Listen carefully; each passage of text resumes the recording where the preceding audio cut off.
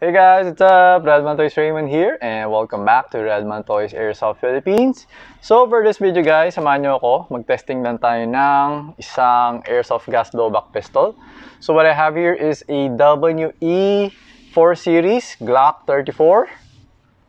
Ang color nito is, ang color niya, combination niya is T7. Okay, so pag sinabi mo sa akin na Glock 34 Force T7, so ganito yung tsura. Okay? Kasi nga, sa mga 4 series, marami siyang combination. Meron siyang black slide, meron siyang gold barrel, silver barrel, tapos yung frame niya, merong tan. Okay? So, iba-iba yung combination, iba-iba yung code.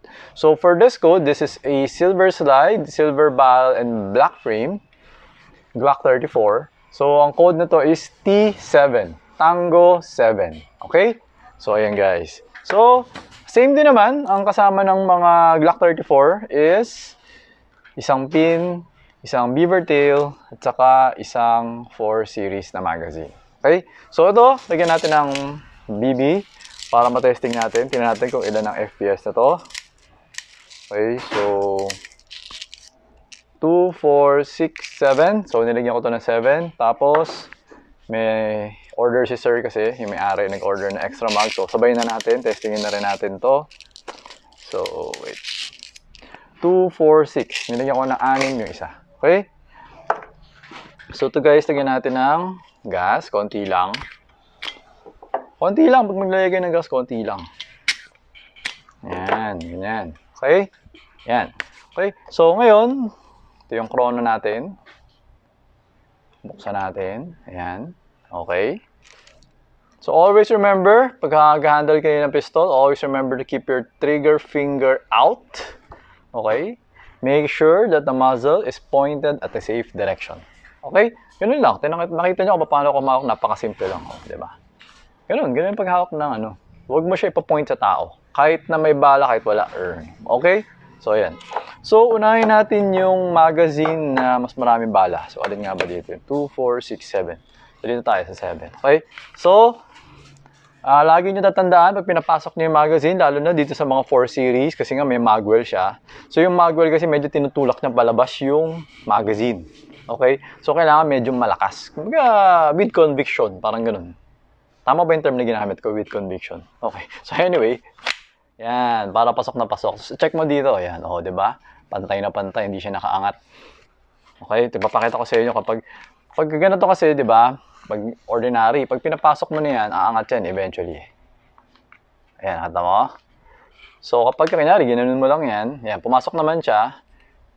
Bagay, pasok din naman. Kasi paminsan, hindi masyado nakapasok eh. Okay? Basta kailangan lakasan mo. Okay? So, ayan, kakasay natin. Ayun yung BB. Then, release natin. Okay? So, ito na, firing. Ito yung chrono natin. We got 387.4, 386.7, 383.3, 380.2, 375.5, 374.5. Wait lang. Parang wala natong balat eh. Yan. Change mag tayo. So, meron pang isang round nasa chamber. So, meron 6 dito. Change mag. Okay. So, 393.9, 388.3, 381, 376.5, 371, 363, and 363.8. Okay? So, ayan, nag-open chamber siya. So, we remove the magazine. Okay? Alright.